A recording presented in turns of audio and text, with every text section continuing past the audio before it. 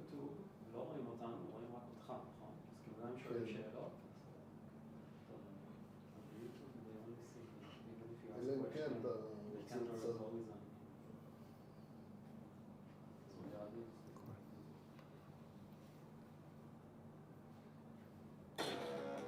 The radical, fundamental principles of freedom, rational self-interest, and individual rights.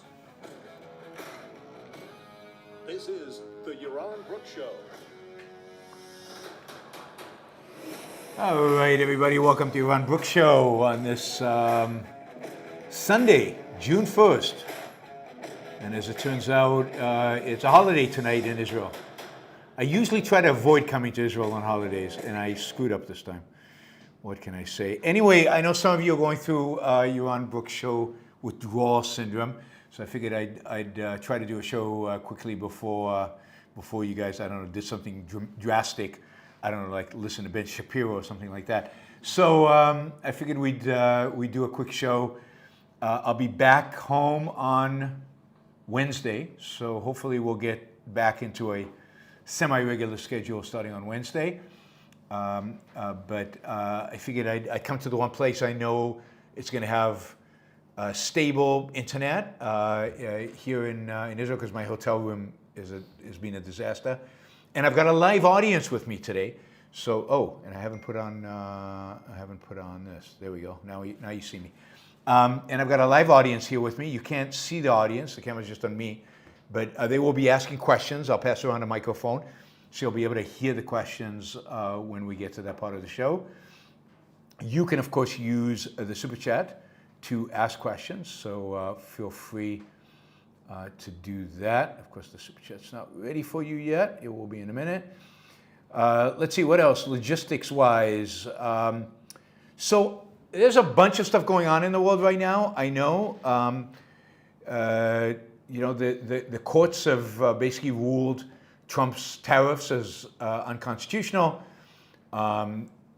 You know, that's going to be really, really fascinating. So it's happening much faster than I think I expected, or Larry Salzman, who I interviewed a few weeks ago, expected. So that's really interesting. We'll talk about that when I get back. There is, you know, a lot of Trump news, as there is constantly about his various insanities. There's a really cool, the Ukrainians are putting together a really cool attack on Russian airfields right now as we speak. I just saw video of drones attacking strategic bombers in 4 different Russian airports. So that's cool. Again, we'll know more in the coming hours, and we'll talk about that in the days, weeks to come as well. There's a bunch of other Russian news. I guess Trump actually got upset at Putin for a few minutes until the next thing happens. And yeah, generally, there's a bunch going on in the world, and we're not going to cover it today. So I just said all that to tell you we're not going to talk about that. We're going to talk today a little bit about, we're going to talk about anti-Semitism in particular, but from the perspective really of Israel and what is going on here. But we'll talk a little bit about the history of anti-Semitism. I think I'm going to get a weird combination of listeners today, because it's such a strange hour, right? It's 9 a.m. in the East Coast. It's 6 a.m. on the West Coast. I don't know what it is in Australia, but I see Chris is here from Australia, and we'll see what Paul is asking if I'm doing any public events in Israel. No, I'm not. So I'll get to why I'm in Israel in a minute, because it's part of my story. So we're going to talk about anti-Semitism, Israel, and you know, I just came back from this philosophy and music festival in Wales, in England, and it was 90+% kind of way out leftists. And one of the things you hear constantly from the left about Israel, and I heard at this festival, you know, with people wearing keffiyot and everything, was you know, Israel's engaged in this apartheid. There's apartheid in Israel. And you hear this all the time in the media, in the news. So I want to give you an example of apartheid in Israel, because I've just experienced it over the last few days. So I'm here in Israel because my mom's in hospital. My mother's in hospital. So my mom's in a hospital in the northern part of Israel, in Haifa, a hospital called Rambam. It's probably the best hospital in the north part of Israel, one of the better hospitals in Israel. And a hospital my dad worked in for many years. Anyway, my mom's in an internal medicine unit, right, in the hospital. The chief of medicine at this internal medicine unit happens to be an Arab who actually worked under my father and became a head of a medical department during that time. I'd say over 50% of the doctors in this unit are Arabs. Most of the nurses are Arabs. And they treat my mom. Arabs treating Jews. I mean, God, it's a weird kind of apartheid. And then, of course, you have Jewish doctors intermingled with, and the patients are mixed. You know, the patients in the same room with my mom, there's 6 beds in that room, are Jews and Arabs, and some of them are religious Arabs. You can tell by how the women dress. Some of them are secular completely. Some of the Jews are secular Jews. Some of them are really religious Jews. And they're all in the same medical unit. Right? I'll tell you about apartheid in a minute, what it actually is. To get to this department, you have to go through a surgery, a section where people are waiting to hear about the results of their loved ones' surgeries. And sitting in that room, all in one room, in the same room, right? Swapping chairs even, God. Are Arabs, Jews, religious, secular, all there, hanging out, all united by worry, by sadness, by distress over the fact that their loved ones are sick and going through surgery. And this is apartheid. I mean, it's insane. Like, I actually experienced apartheid. I was in South Africa when apartheid actually existed. Apartheid is indeed a system of separation of races that existed in South Africa from South African independence until, was it 1992 or 3, and beginning of the 90s, when Mandela was let out of prison and apartheid fell apart and a different form of government was created. Apartheid was a system of separation, separateness. The races were separated. You had hospitals for blacks and hospitals for whites. You had beaches for blacks and beaches for whites. I can't tell you how weird it is to go to a beach and see a big sign saying whites only. Or a water fountain to drink water, whites only. Or a bathroom, public bathrooms, whites only or blacks only. I mean, horrifically disgusting. It was just an awful, awful place. That was apartheid, a complete separation. Whites could vote, blacks could not. In every respect, in every aspect of social, economic, and political life, there was a separation. Apartheid comes from apartheid, which is, I guess, a word in Afrikaans, which is translated into separateness. Apartheid. You can think about it as apartheid. That's apartheid. You don't get mixed hospitals. You don't get a mixed environment. I sat at a restaurant last night in a part of Haifa. You couldn't tell who was Jewish and who was Arab. Maybe by the accent, but not even that anymore. You can't tell by the color of the skin.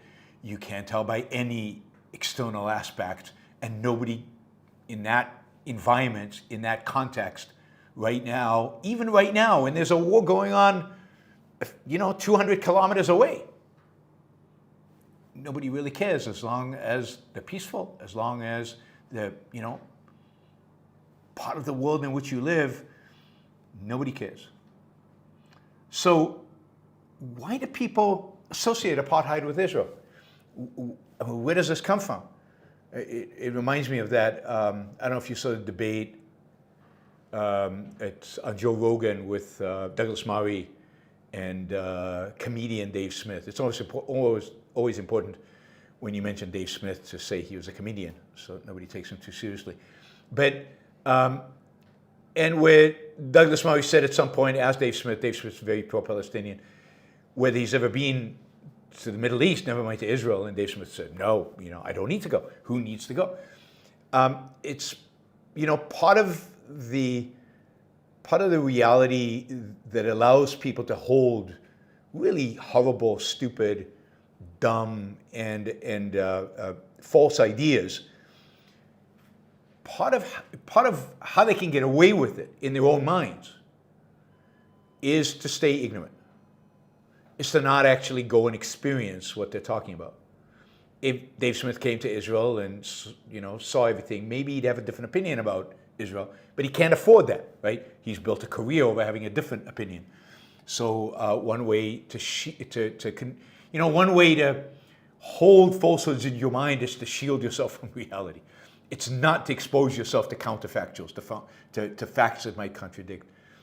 And there's a dominant part of the anti-Israeli movement out there that just is completely ignorant. They just don't have a clue about this country, about what goes on here, about the reality that exists in this world. And if they had to confront that reality, they would have to challenge their own beliefs, and that is way too difficult for them, particularly when there's this tug that makes it very appealing to hate Israel, and ultimately the tug that makes Israel hating so appealing and so common is, I think, the tug of anti-Semitism, which has been a part of culture since the beginning of Christianity, really since the very foundations of Christianity, and to some extent, the foundations of Christianity are a concerted effort to separate, talk about apartheid, right? To separate Christians from Jews. Because Christianity comes out of Judaism. Jesus, in spite of what they tell you, was a Jew, considered himself a Jew, and yet he established something, he didn't establish anything. The people who followed him established something new, and one of their first missions in life is to separate themselves from the Jew. And that, in many respects, in order to do that, the best way is to tell stories, right? To create mythologies, to vilify, to demonize the thing you're separating from. And Christianity was very, very good at this. We'll talk a little bit about that in a bit. So anti-Semitism from the beginning has been anti-Semitism the last 2,000 years has definitely been almost a constant in Western civilization. It has ebbs and flows, but it's always been in the background. The hatred of the Jew has always been in the background, and it morphs. And in the world in which we live today, there's a kind of a right-wing version and a left-wing version. I'd say the right-wing version is more a traditional form of anti-Semitism, much more linked to religion and conspiracy theories, but divorced from reality and evidence. The left-wing version is a much more secular-based version, much more driven by altruism and the political implications of altruism, and much more based today on identity politics, on identity theory, on critical race theory that is being taught at the universities all over the place, built on the idea of intersectionality, of you can assess somebody's value based on how well they're doing. The better off they are, the more successful they are, the more they've achieved, obviously the worse they are. That is, morally, the more condemnable they are. That is, you cannot achieve anything unless you exploit other people, and therefore, if you've achieved, you must be an exploiter. It reminds me a little bit of kind of a Kantian morality. If you're happy, you must have been selfish, and selfishness is bad, so happiness is suspect, right? And it really comes from the same, all comes from the same kind of altruistic conception. So you can rank people based on how poor, miserable, unsuccessful they are, and you flip that around to assess how moral they are, right? The more successful, the more immoral, the more unsuccessful, the more moral. And of course, all of that is, conditioned on the group you belong to, right? It's not about the individual, it's about the group that you belong to. Some groups are unsuccessful and therefore must be oppressed and therefore must be good. Altruism demands you sacrifice to them. Other groups are successful, you're a member of that group, you're successful. They are immoral, they are bad, they must be sacrificing because they are the oppressor. And if you think about, in the left has this kind of this group hierarchy in their minds every time they approach any topic that they address, right? And so Ukraine, well, Russia's big, Russia's strong, Russia's rich, Russia's, let's say, anti-gay and anti-LGBTQ and anti all these things. They must be the bad guys. Ukraine are the good guys because they're poor. And it's not about who initiated force. They don't really care. It's not about, Western values, anti-Western values. They don't really care except for a few that relate to things like LGBTQ, right? So they're focused on that. Ukrainians must be the good guys. But then they look at Israel-Palestinians and they say, well, here, the Palestinians are weak, Israel is strong, Israel might be the bad guys, the Palestinians might be the good guys. And they can look at every conflict in the world and tell you who the good guys and the bad guys are. And one of the reasons they don't get excited about, like, I don't know, India, Pakistan, is because they can't, it's hard to, like they're all brown, and so they all have brown skin, and it's not obvious who's much richer, right? India's a little richer, but not that much more rich. So they can't categorize that in those terms. So they can't have a strong opinion. Or if you have a civil war in Somalia or Sudan right now, right? And Muslims are killing Muslims in large numbers, right? There's no way to tell who the good guys and the bad guys are because you can't tell who the weak party is and who the strong party is. They're all the same skin color, and so it's very confusing to them. So they just ignore it and they don't pay any attention to it and they just wipe it out from it just doesn't exist. All they can do is categorize you as a group, and then of course Israelis are categorized as white Europeans. Yeah, just go downstairs and or even in this group, right? But they have no clue because they haven't been here and they can't think in those terms and they can't conceive of it. So that is kind of I'd say left anti-Semitism is driven by the fact that, again, a generalization which is not actually true. Jews have done well. I mean, most Jews have done well. Many Jews have done well. Some Jews have done well. You can choose. Not all of them. I know some Jewish losers. A lot of them, actually. But Jews have done well, and therefore they must be the bad guy. They've done well in America, so they must have exploited people like blacks and Hispanics and others. They've done well in Israel, so they must have exploited the Palestinians. And it's all just a hierarchy of exploitation. And therefore Jews must be hated because Jews have done well. And for the left, it's kind of easy. And then from that, you could spin off all kinds of conspiracy theories. Well, how did they do well? How did they do well? Well, they must control something, like banks. We love to hate banks, right? So banks, Jews have always been bankers. Again, Jews, like any of you been bankers? Like I'm in a room full of people who are at least identified by the enemies of Jews as Jews. No bankers in the room, and yet Jews have been bankers because they remember a few names. Bankers control. They control, different aspects of the economy. Therefore, through that, Jews must control the economy, and that's the big conspiracy theory of the Elders of Zion or any other kind of variation of that kind of theory. So that is the dominant, I think. This intersectionality plus some conspiracy theories on the left, and in some variation or other, it's all over the left because even Jews who are on the left don't like Israel.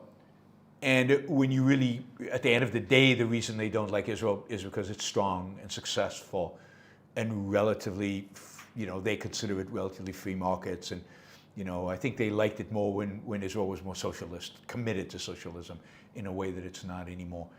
It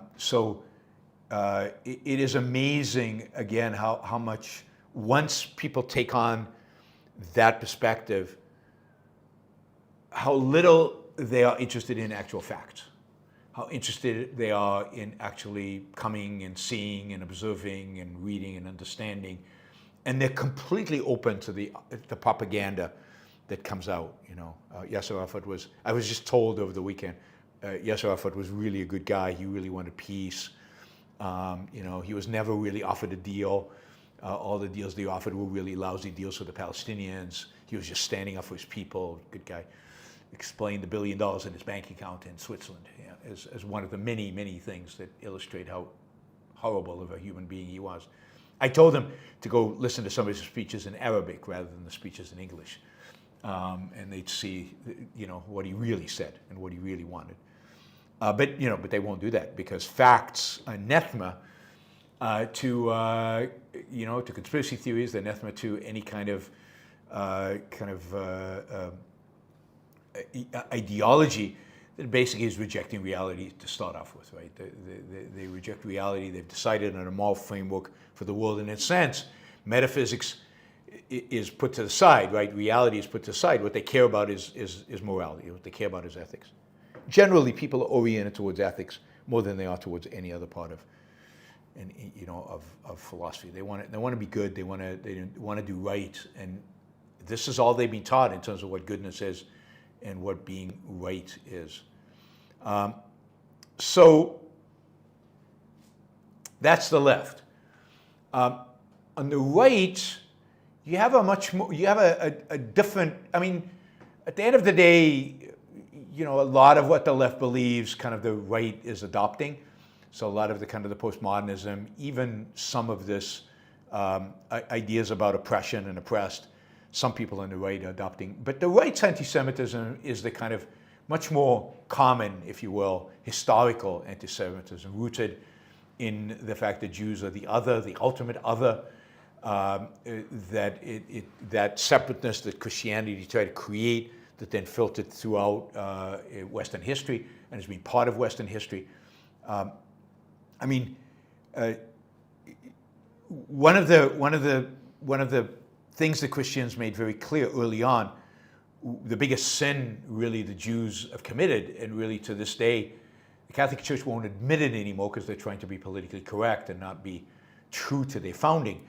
But basically, the Catholic Church at the beginning its position was basically that because Jews had witnessed Christ, had witnessed Jesus, and in a sense turned their backs on him, they were the ultimate sinners.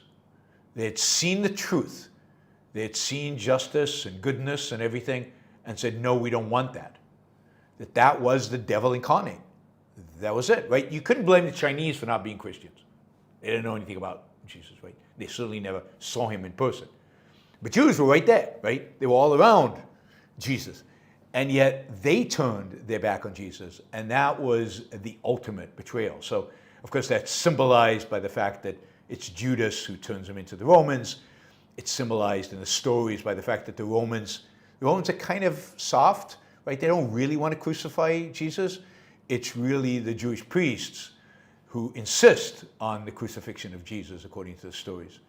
Now, remember also that, by the time a lot of the interpretation of Christianity come to us from a Roman period in which Rome is adopting Christianity as the official religion, and therefore they have a strong interest in not portraying themselves as bad guys, and they need a scapegoat, and the Jews are a very convenient scapegoat at the time. So again, it's a whole network of things that are happening that are driving Christianity to basically create this separateness from Judaism and then condemn Jews as really actors of Satan, of a vehicle of the devil, which they did from very, very early on. There was a big conflict, a big discussion about the founders, among the founders of the church, the original kind of philosophers of Christianity, about what to do about the Jews. There was a certain school of thought that said, just kill them all. And that was kind of the dominant among the scholars, the Christian scholars. And then Augustine came around, St. Augustine, who was probably the most influential Christian thinker in the 5th century. So just the same time as Rome is in decline and about to fall. And Augustine says, no, we shouldn't kill them. Jews we need to keep them around. Why should we keep them around? To remind us of what happens to those people who turn their backs on Jesus. So we need to make sure they always suffer, make sure they never succeed, make sure that they always remain as a symbol of failure because that will remind us of what happens when you don't embrace Christianity, right? So think about that even today, what Israel represents to all these people who, even if they're not connected to us and Augustine in any significant way, but it's become part of a culture. Think about what it means for them that Israel is so successful, the Jews have done so well, the Jews are, relatively rich and relatively wealthy, and they're all over the place. They're in the media, they're in Wall Street, and yet they're supposed to be hang around in order to be a symbol of a failure in life, in order to justify their own Christianity. And this, one of the two greatest thinkers in Christianity said, right? It's Aquinas and Augustine are the two big thinkers when it comes to that. So it's deeply rooted in the history of Christianity. I mean, they try to whitewash it and they try to deny it and reject it. And in modern times, they've turned their back supposedly on it. But it is deeply rooted in the ethos and in the reality of the Christian religion and its beliefs. The consequence of that has been that the creation of the ghetto was a way to create this poor neighborhood where all the poor Jews were, that the Christian could observe them as being poor and miserable and suffering and all of that. The ghetto in Rome existed well into the 20th century, and the ghetto in Rome was literally a block away from the Vatican. So, the Pope was right there, right? Could have done away with it at any point in time. I mean, it's a legal arrangement where Jews have to live in a particular part of the town. And it existed. The Protestants, Luther and Calvin and the rest of them, one of the things that unified the early Protestants, at least, was that they loved Augustine. They rejected Aquinas, and they loved Augustine. So they bought into the same Augustinian idea about the Jews as kept separate. Others still believed in killing all the Jews. And, the first thing the Crusaders did when they came to liberate Jerusalem for the Christians, the first thing they did, because the Crusades started in Northern Europe, and they travel. They have to travel by horseback or walking, and they walk through Europe until they reach the coast, and then they take ships, or they go through Byzantine, or they come to free Jerusalem. The first thing they do in Northern Europe before they start anything else is kill the Jews, right? They go to, and it's interesting. It's usually Northern Germany. And they go into towns and they just slaughter all the Jews, local Jews. The Pope might condemn it because the Pope's an Augustinian, but they want to be real Christians. That's part of being a real Christian. So this goes back, way back. And of course, every dictator, every autocrat needs a scapegoat, needs somebody to blame whatever troubles the state is having onto somebody. Trump, to some extent, exemplifies this. He just doesn't blame Jews, he blames others, but it's always an other, right? So for Trump, it's immigrants, it's Chinese, it's imports, it's something that comes from far away on the other side of the sea. It's always their fault. Well, before, in European history, it's almost always been the Jew that has been blamed, for any trouble. I mean, when the plagues hit Europe and really devastated Europe, it was the Jews that were blamed, right? Even though it was rats from Asia, it was actually the Jews that were blamed for it. And it was an excuse to kill Jews. In every downturn that happened in Europe was always blamed on the other. And again, it was all backed up by theology. So theology, while some Christians always objected, there were better Christians in that sense, there was always a theological justification for going after it. So, when somebody like Karl Marx goes after the Jews, he's kind of merging, I think, both the leftist idea of the Jews are successful, therefore there's something wrong with them. The Jews are participating in the market economy, therefore they're capitalist, therefore they're selfish, therefore there's something wrong with them. And probably he's the best articulator of these ideas around morality and why morality kind of dictates anti-Semitism. If you read Marx's On the Jewish Question, which is I highly encourage reading the essay. It's very well written. It's really interesting, and he's so explicit, even more explicit than he is later on, about his views about capitalism, about selfishness, and ultimately about Jews. So he attacks them he attacks Jews for being successful, but he also it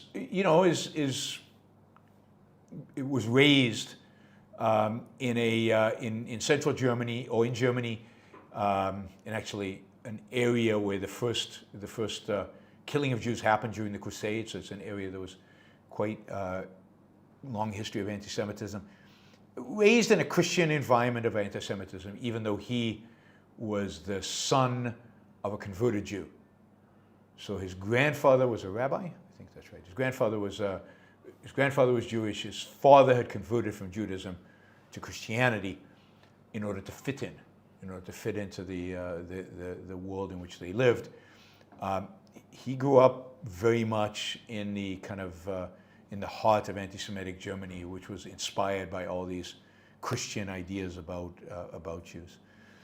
So on the right, you get this much more driven from hatred of the other, much more driven by a xenophobia, a real racist ideology that includes the Jews as the other. Much more, if you look at somebody like Tucker Carlson, much more of this idea that we are the Americans being oppressed by other people, and at the top of that pyramid of oppressors are Jews. Candace Owen is a little trickier because she's black, but she's just embraced religion to such an extent that she's just bought into every conspiracy theory possible that has at its center Jews, and every conspiracy theory that elevates Christianity in any kind of way. But what unites left and right is the complete irrationality of their views, which leads them all to all kinds of weird and bizarre conspiracy theories, right? I just saw a tweet. They just announced that during the attack in the north, Israel used the lasers to shoot down the drones, and it was the first time a laser system had been used in that way successfully. And this is the baby program of a much bigger program using lasers for defense. And of course, so somebody tweeted that it turns out Marjorie Taylor Greene was right with the Jewish lasers. I don't know if you heard about this, but some idea that a lot of America's problems were caused by Jews with lasers from outer space shooting down. And she's a member of Congress and was going to run for the Senate for the state of Georgia, and a good friend of Donald Trump's. So the irrationality is just bizarre, and the conspiracy theories and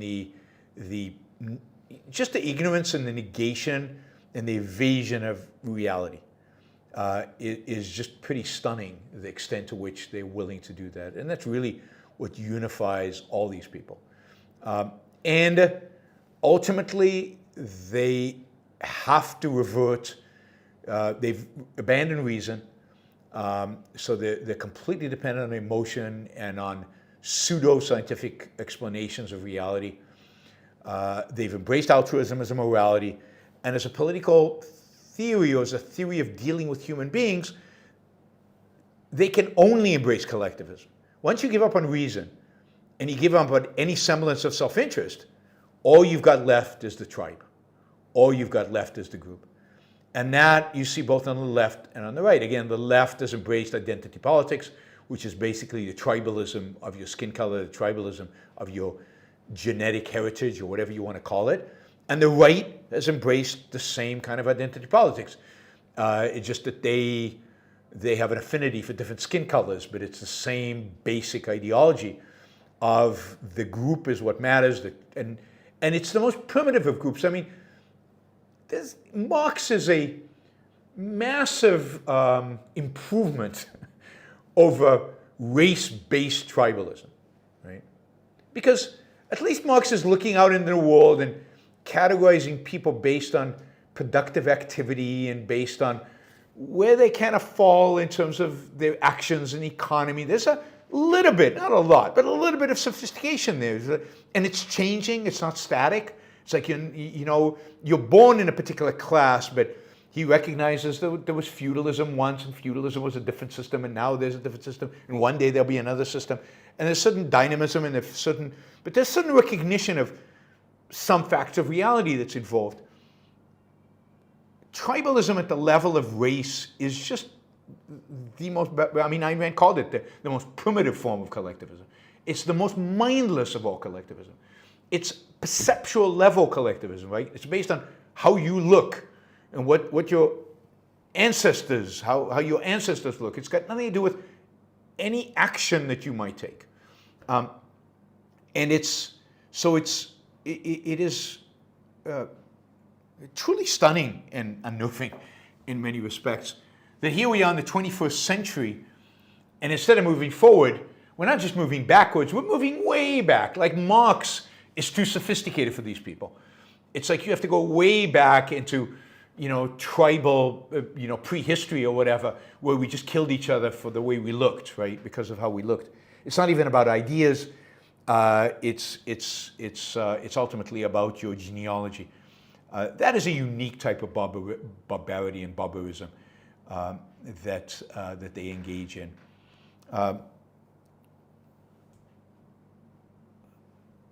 So yeah, it reminded me that on one of the panels in this festival of philosophy and music, I was with this woman who's a real leftist, right?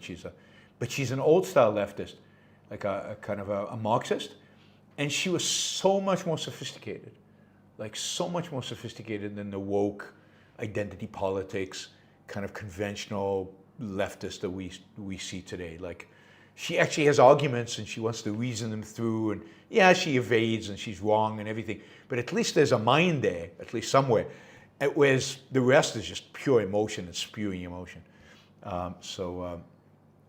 Anyway, so anti-Semitism, it's replacing epistemology and metaphysics with pure emotion and conspiracy theories. It basically adopts altruism as a conventional morality. Everybody adopts altruism as their morality. And by necessity, it is a pure form of collectivism. And it's one that people are very passionate about. Let me just see if anything happened to the feed. I think we're good. It's buffering. All right. Okay, guys, let me know if you're having problems seeing this. Shouldn't be. We've got a good internet connection, but you never know. All right. Let's see. Okay, so anti-Semitism is this, I think, cultural phenomena. It's a sign from God. No, it's a sign from reality, from humanity, if you will, that it's a sign for trouble. It's a canary in the coal mine. I think people are right to say, it's a sign of civilizational decline. Not because there's something unique about the target of anti-Semitism, i.e., people of Jewish heritage, but because it's a sign that people have adopted this kind of barbaric, tribal, emotionalistic, perspective. And there are always some people who hold that, but when it becomes a cultural phenomena, it's the beginning of something that's going to get a lot worse, because it's just one exemplar of a culture shifting towards emotionalism and collectivism. And a society that's shifting towards emotional and collectivism, guided by altruism, is a society that's going to look to sacrifice some for others. It's going to look to elevate one tribe over another. It's a society heading towards some kind of tribal warfare and tribal disaster. So anti-Semitism very much is kind of the canary in the coal mine. It very much is an indication of cultural decline and a culture in trouble. And I think the focus today of the anti-Semites is, and it should not surprise anybody of this fact, is Israel, because it's successful, because it's relatively wealthy, because it's strong militarily, and because it is connected with the Jews. and therefore it is a symbol of the Jewish people, and therefore will be condemned by everybody. So again, it doesn't matter what other people around the world do. It doesn't matter what other wars are going on. It doesn't matter what other situations are happening. Israel's going to be at the focal point. It's always going to be condemned. There might be some sympathy, like after October 7th, there's sympathy, but that's altruism, right? Some people got killed and maimed and raped and brutalized, and people sympathize. So they like you for a little while because they're sympathetic. But once they get over that, right, and certainly once you start fighting back, because that's not acceptable in altruism, once you start fighting back, that's when they turn against you. And Europe is turning against Israel in significant ways right now, and I think you're going to see the U.S., particularly on the right, and the right and the left, turning against Israel. I think at the extreme already, both the extreme right and extreme left are anti-Israel. I think the extreme right is having more and more influence in the Republican Party, which is going to turn away from Israel. And on the left, it's going to be interesting to see if kind of the more moderate left, or the centrists who tend to be pro-Israel, can hold the center. But this is something Israel needs to really take seriously. I don't think it's going away. It'll get worse before it gets better. It's all the more reason if Israel needs to become rich and independent and successful, it's all the more reason Israel needs to become capitalist and abandon whatever's left of the fascist, socialist elements of its governing policies, because it's going to be more alone than it has been, I think, in the past, particularly if this administration, any Republican administration that you can see in the future is going to be less friendly to Israel than they have been in the past. And I think the left is going to be pulled by the far left to become less friendly to Israel than the left has been in the past. So the combination of anti-Semitism and Israel's success is going to make things worse, not better. On that cheery note, I'm open to questions. If you want to ask a question here, I have a mic we can pass around. So if anybody here wants to ask a question, raise your hand or do something. And otherwise, I've got tons of super chats. All right, let's start with the super chats. Everybody's shy over here. Let me mute this. How do you mute it? All right, I think that's muted. All right, Remo, 60 euro. Euro? Thanks, Remo. 2 questions. How can Israel get rid of Bibi and the religious leaders who are in charge? Shouldn't there be way more public outrage in Israel against the ultra-Orthodox community? So how can Israel get rid of Bibi and the religious leaders who are in charge? I don't know. I don't know how you get rid of Bibi. People have been trying to get rid of Bibi for 20 years. And he has this unbelievable ability to stay in power no matter what happens. It's his one magic power is to stay in power. He has that ability.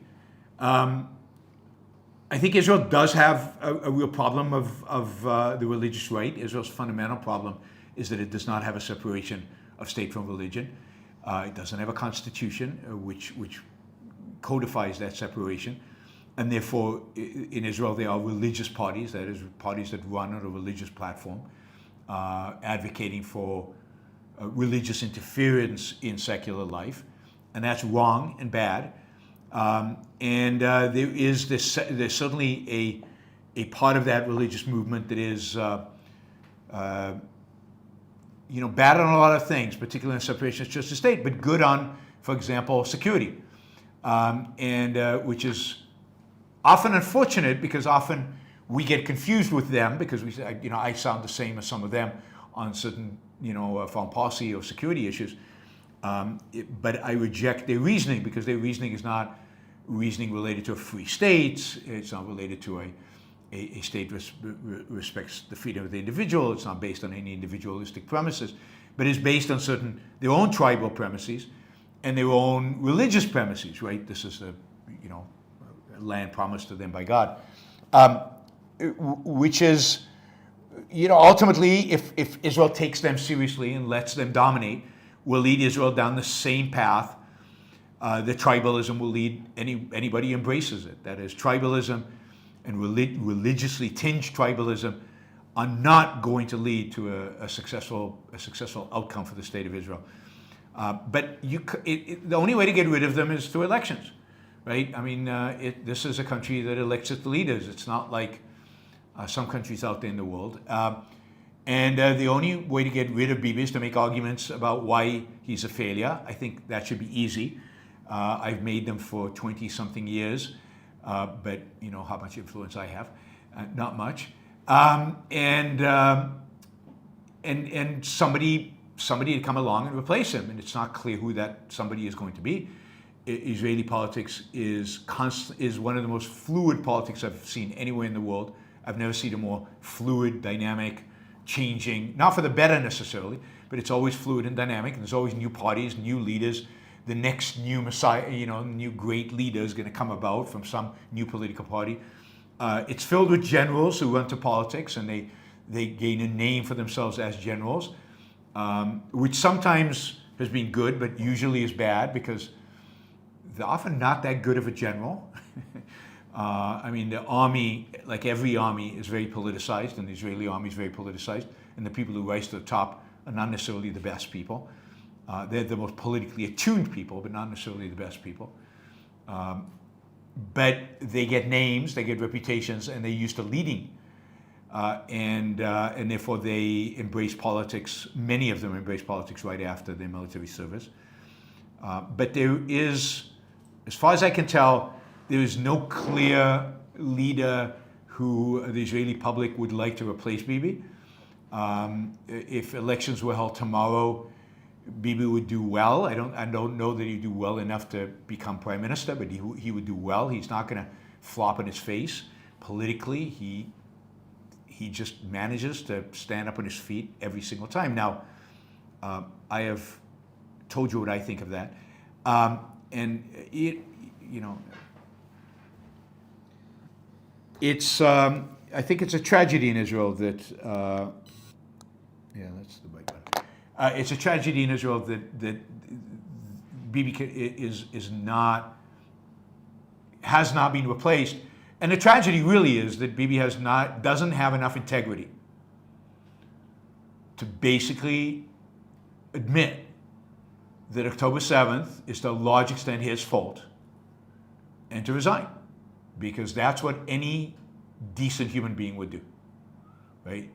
Whether it's directly your fault or not directly your fault, the buck, in English they say the buck stops here. The buck has to stop somewhere. And if it doesn't stop at the prime minister, I don't know where it stops. And, Chamberlain, when he cut this awful deal with Hitler, and then when World War started and he realized that he'd screwed up, he resigned and handed it over to the guy who actually predicted what would happen and stood by it. It was Hitler, and you've got to give Chamberlain at least a credit for having the integrity to admit his mistake and resign. Bibi has not been willing to do that. Let me take one more, this other part of the question, and then I'll go to you. The other one is, should there be a way more public outrage in Israel against the ultra-Orthodox community? Yes, but there is a lot of outrage, I think, among many Israelis about the ultra-Orthodox community. The fact that they leech off the state. They are wards of the state. They get huge amounts of money from the state. They don't serve in the army, and yet they expect their welfare checks and their schools to be funded. And of course, they are the ultimate symbol of irrationality and of tribalism. But yeah, Israel needs to figure out what it is. I defend Israel. I think it's a good state. I think it's of the countries in the world, it's a good country. I think it's a necessary place. But I'm not happy with Israel. If maybe I should do a show just criticizing Israel. I mean, it would have to be many, many shows, because my criticisms of Israel I've been critical of Israel again since I lived here. Certainly since I read Ayn Rand, but even before that. So since I was 16, all I've done is criticize Israel. And it deserves a lot of criticism. And one of the criticisms is that they're way too tolerant of the ultra-Orthodox community. They're way too tolerant of the lack of separation of church and state. But it's one of the major flaws in the state, in this country. And until it overcomes these flaws, it will not be the greatest place in the world to live. You know, I left. There's a reason I left. I left because of all these things.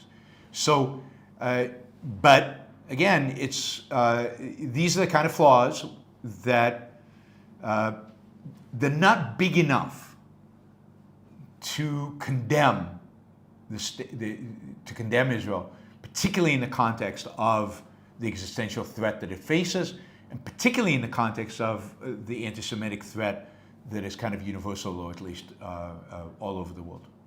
It justifies condemnation, and in many cases, Israel suffers from a brain drain of some of its best people leaving because of these things. All right, let's take a question from the audience. Yep, it's live. Just speak into that. My name is Talia. First, I hope your mother will feel well. Thank you. There are some points I would like to say, and I would like to hear your reference about them. First, there is a slogan that we hear a lot when the demonstrations, from the river to the sea, which means that Israel won't exist. Yep.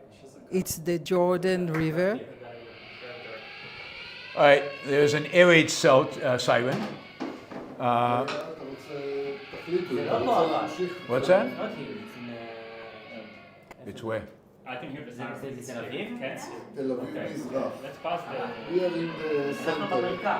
It's What's not, that? כאילו באזור אחד ליד, זה לא It's not Here is in the- our area. Okay. It's not in our area. Let's We're gonna continue. continue. אם מישהו רוצה, יש פה חדר מדרגות. All right, there is an air raid siren, which The means. eastern side of Tel Aviv. All right, that's my sister.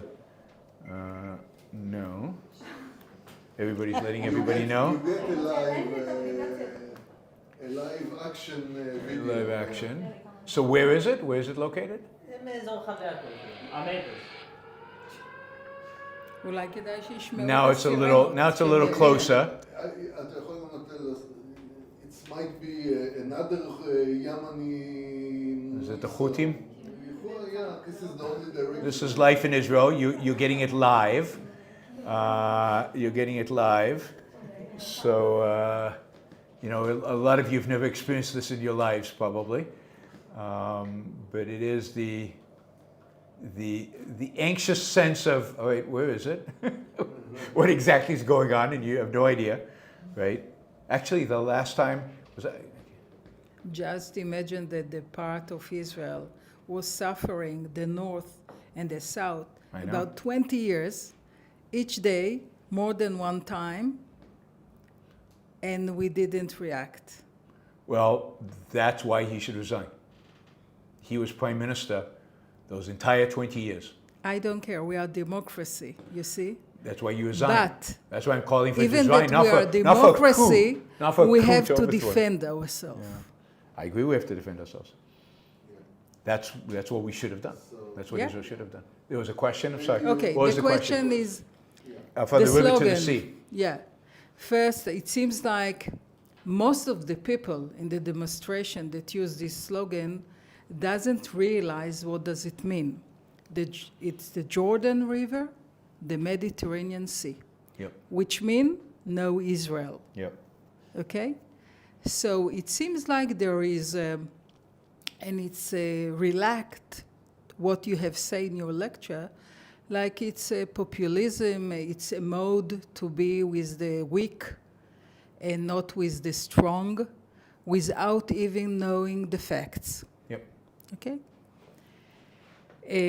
I will say some, points, and I will be very happy if you will refer to them. The Jewish people, it seems to me like it's the ancient people in the world, the most ancient people in the world. We don't know that. It seems so. Chinese, there are not- Chinese, You the think so? Vietnamese, there were plenty of people who ate just- Almost we the don't know. most old. Yeah. And we are about, I think, 0.2 in the world population. Something like that, yeah. And our contribution to the humanity is much more than our percent in the humanity. Sure. Another thing, in the Jewish, in the Torah, we don't have a crucified, we don't have jihad, which means we are not looking for killing people or to convert their belief. Yeah, you remember the Amalek? And it seems like most of the things are education and knowledge, Yep. which refer to objectivism, Yep. which is knowledge, facts, knowing the facts.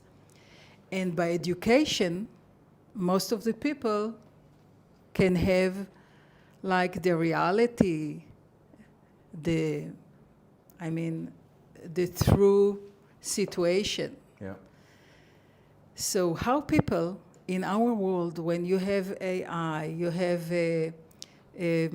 really so many things that are not true, how they can know the truth? Even they will make, Google, AI, how can they know the truth?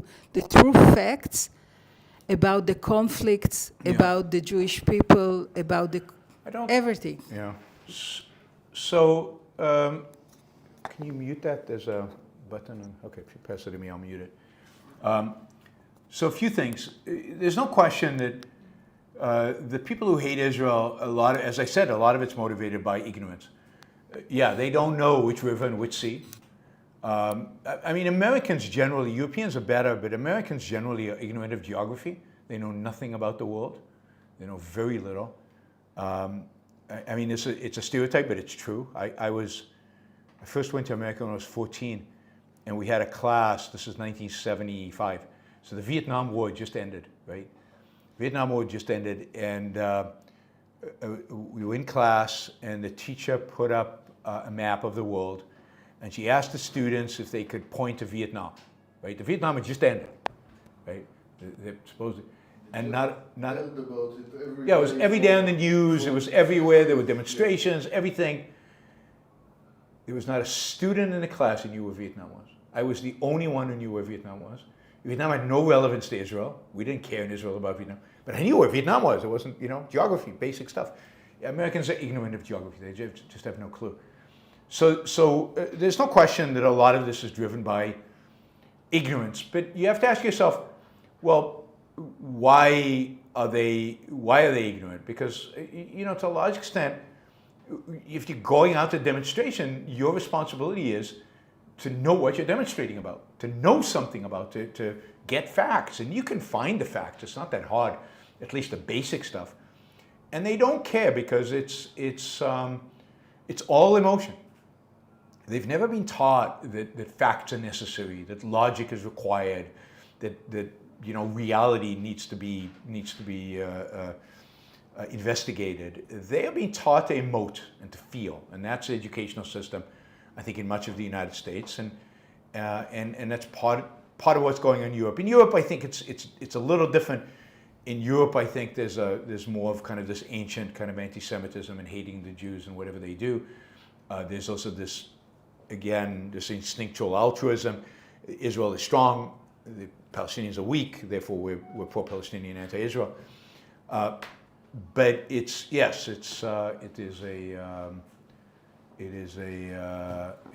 lot of this is driven by an ignorance that is motivated by emotionalism. Ultimately, if you're an emotionalist, you don't want to know the facts because they'll often contradict you. I just have to comment on some of what you said about Jews. The Old Testament is unbelievably violent. We were an unbelievably violent people when in the Bible. We conquer, we enslave, we slaughter and kill every man, woman, horse, beast, and every man, woman, child, and beast, so not a seed among them will remain. That's what God told us to do to Amalek. There's nothing special about Judaism in its religious sense. It's just another primitive religion. The difference is that Judaism has gone through a process of enlightenment. You could say it started with the Rambam, who brings Aristotle into Judaism, just like Aquinas brings Aristotle into Christianity. And then I think Jews embraced kind of the Enlightenment in ways that many people, in really deep, significant ways, that encouraged them and many individuals within them to go into the sciences and to go into these kind of areas. And Judaism has always emphasized education and the mind, although most of that was to study the Bible, which is, these ultra-Orthodox, they might have a mind, but it's insignificant to anything in life because all they do is study the Torah, and so it has no relevance. So what does the IQ matter if all you're doing is studying a book? So the uniqueness of the reason Jews have done so well has a lot more to do with the fact that Judaism was open to Enlightenment ideas and anti-religious ideas in a sense, in ways.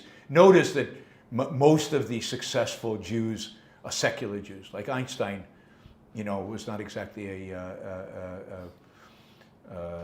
studying at the yeshiva, right? So, and he was incredibly successful. So it comes from the secularization of Judaism, which has been so intense. And I have to admit that as somebody who's, I guess, genetically or whatever you want to call it, Jewish, I don't take any pride in the fact that other Jews have gotten Nobel Prizes. They got the Nobel Prize. Good for Einstein. It wasn't me. So the fact that I'm, very, very distantly, many generations in the past related to him.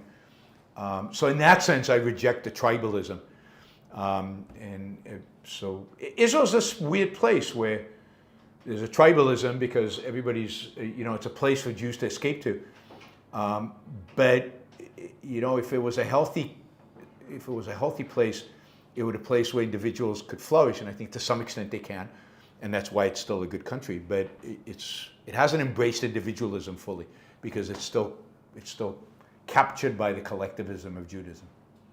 Yeah, Itamar. Is the microphone working? Yeah, it's on. If it's not okay. on enough, it's on. You have talked a lot about anti-Semitism, and then when you talked about its consequences, you talked more about how it will affect Israel and how Israel should prepare for the fact that both Republican and Democratic parties are becoming more and more anti-Semitic. But I wanted to ask you about the Jew in the United States. Have you encountered anti-Semitism in your life firsthand? And what is the effect of the new rise of anti-Semitism in those countries, in those parties on the United States? Because my experience is that it is not that relevant to personal life, but maybe I'm wrong. So it's definitely there, I've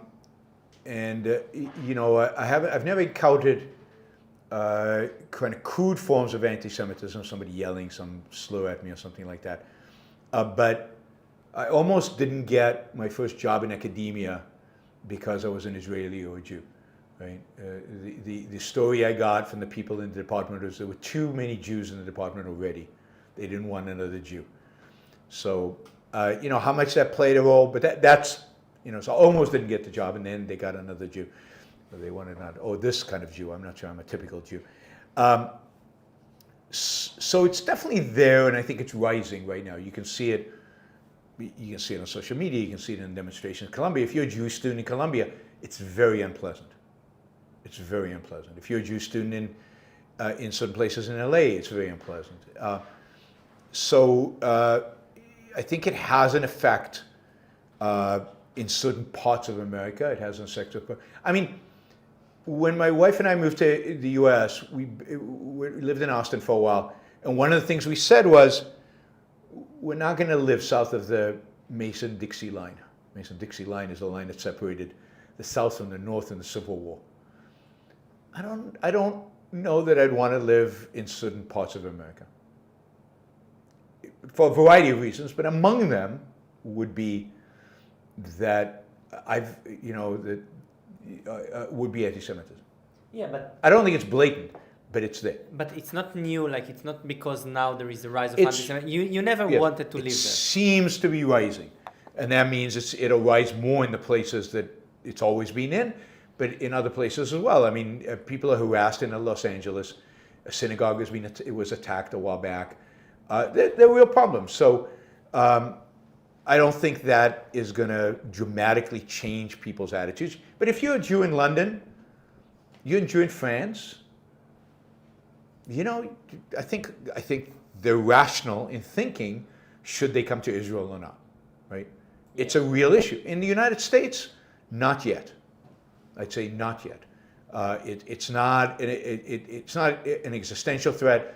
It's not such a threat that I think people are really considering, what they should do, where they should go, what exactly is going on. So, but could that change? I mean, look at how many people follow somebody like Candace Owen or Tucker Carlson, who are clearly now advocating for real anti-Semitic views, and yet they have millions of people following, not hundreds of thousands, millions. Can you give examples? Because I don't follow any of them at all. Like I hear it from your lives, but Yeah, I mean, I don't have. I mean, all my examples are stuff you've heard because they're the ones I've covered. But she really does believe that Jews are running the world and Jews are behind every bad thing that's ever happened, and maybe they're manipulating the weather. She's not convinced, not 100%, but it's quite possible Jews are manipulating the weather, and this is why we have bad hurricanes and things like that. And I mean, millions of people listening to this crap.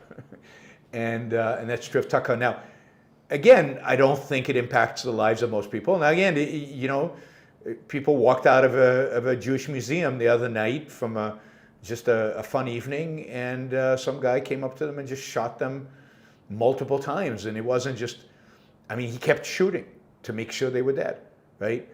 And he was driven by a hatred that is just unusual. Now, you could get killed by criminals at any time, but that was a particularly clearly motivated. And it's happened before at the synagogue. Now, again, it's not happening so much that you would literally change your life plans as a consequence, right? You don't change your it's still relatively, it's really rare and really unusual. But it's happening enough to worry about and to think about and to be concerned about it getting worse, unless there's a counter reaction, unless people stand up against it.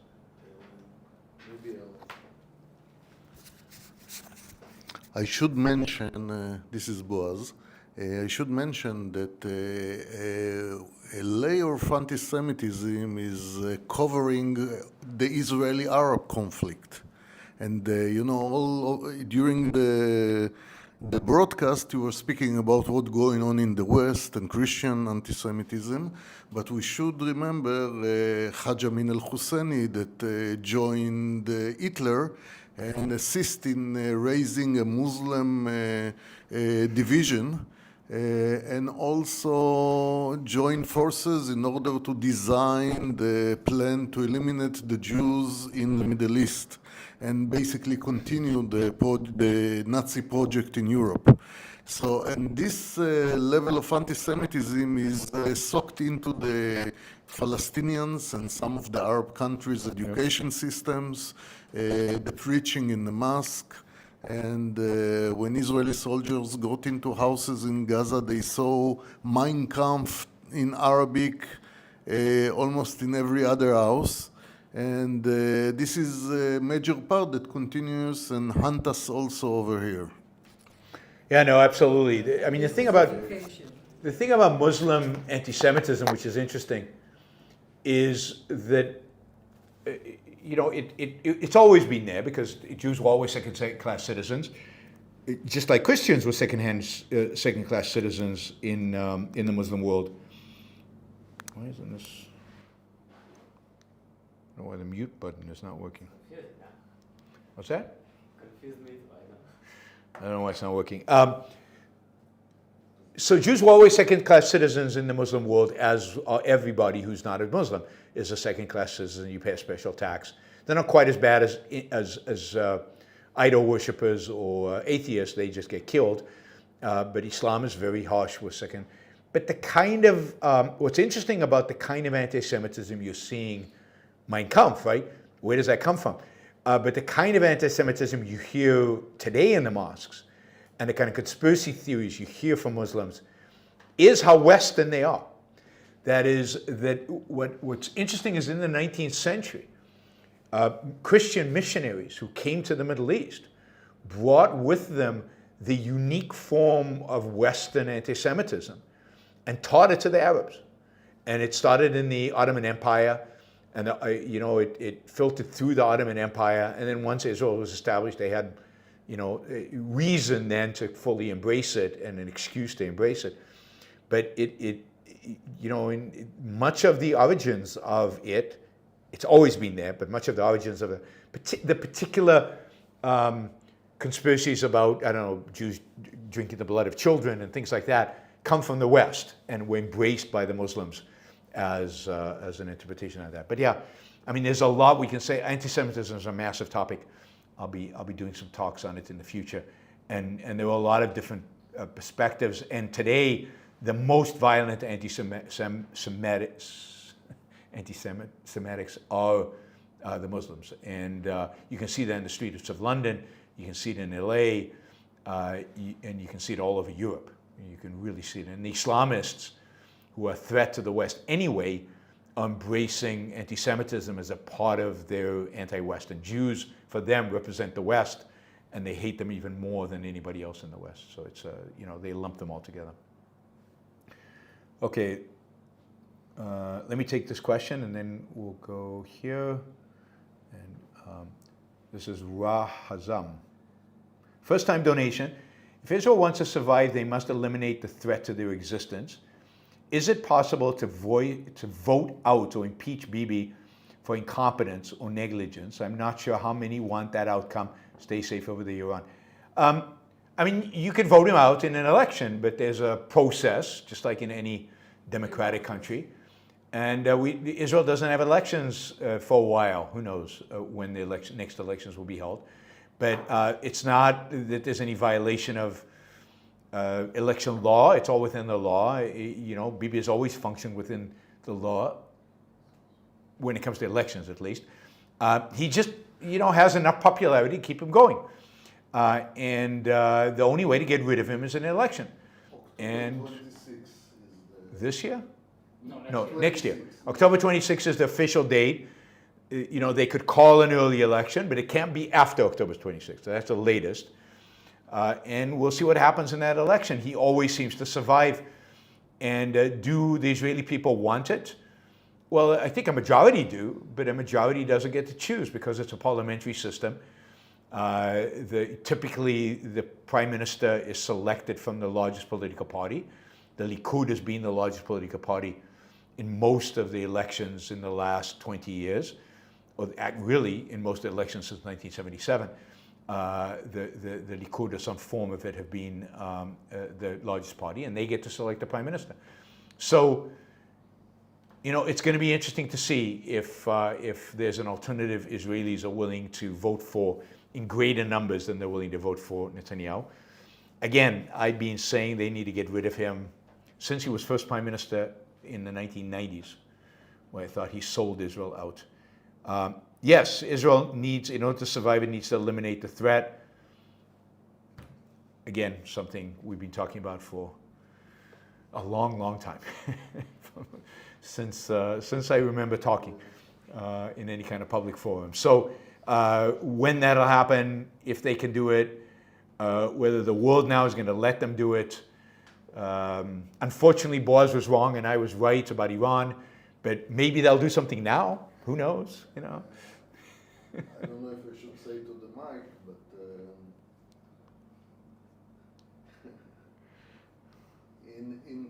okay.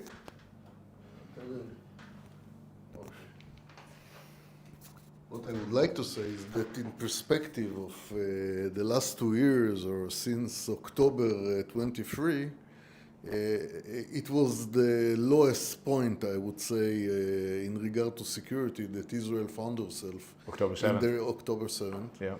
And now we are way ahead of it in advancing, in decomposing the whole ring of fire that Iran established around Israel. The almost, let's say, the deep fear from the 100,000 and 150,000 missiles and rockets that will fall all over Israel from Lebanon by the Hezbollah, and the warning in the Israeli media about hundreds of thousands of casualties, that possible casualties, evaporate very fast with the evaporation of Sayyid Hassan Nasrallah. And we see Iran in the weakest point, I would say, in the recent years.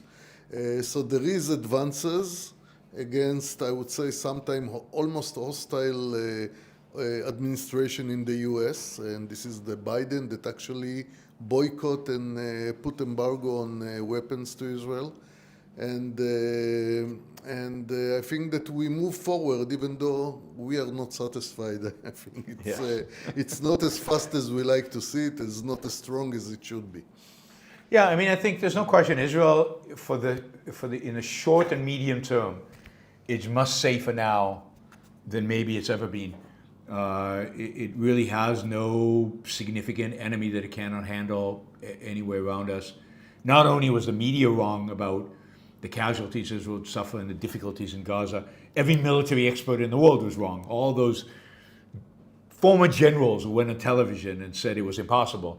We can't go into Rafah, can't go into here, can't go into there, were all shown to be wrong. The Israeli military has been spectacular. When it's been unleashed, it's been amazing. And, it's been the speed and too many casualties and too many loose ends. And then, of course, there's the long-term strategic question of what happens as Israel is more isolated and what happens to Iran. I mean, Iran, I still believe that in the very long term will collapse itself and therefore won't be a threat to Israel because it will actually collapse. But unfortunately, I don't think Trump is going to help us there. Let me just do this, and then we'll go to a question from here. Shazbot says, of all the things at risk, the loss of an objective reality is perhaps the most dangerous. That is said by a character in Andor. Is that season 1 or season 2, Shazbot? But that's a pretty good statement for a character in a science fiction thing. All right, I got a question from the floor. Yes, it's working. I would like to ask you about the rise of anti-Israel and anti-Semitism in other parts of the world beyond the United States and Europe, like Africa and Asia. Yeah, I mean, I think I don't know much about the rise of anti-Semitism in Africa, although obviously the obvious example of that is South Africa. I think in South Africa, it's a consequence of it goes way back to the PLO supporting Mandela when Mandela was in prison, Israel being supportive of the white apartheid regime in South Africa. We actually built a bomb for them, so they actually have an Israeli nuke in South Africa.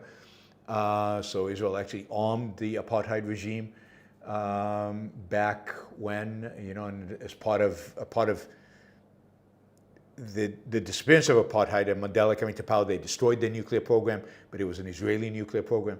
So Israel took the wrong side in history, if you will, in South Africa, and so it's somewhat understandable, not rational, but somewhat understandable, that many of the blacks who were oppressed by apartheid resent the fact that Israel was on the other side while they were being discriminated against.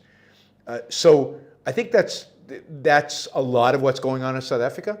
But I think add to that the global left, you can call them a global left, which I think influences Africa, which is, again, goes back to this intersectionality, oppression, the colonizers, Europe and Israel being associated with Europe being an evil force in the world, exploiting Africa. The reason Africa's poor is because of European colonialism and all of that.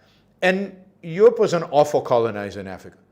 You could argue about colony, European colonization of parts of Asia and how bad it was for those Asian countries. In Africa, it was a disaster. The Europeans were brutal, particularly the Central Europeans, less so the British, but the French were terrible. The Belgians were just, they just slaughtered people. The Germans were bad. So they've got some reason to be hostile to. And of course, what happened is that because of that, Africans rejected Europe, rejected Western civilization, embraced socialism, embraced the left, and turned themselves in.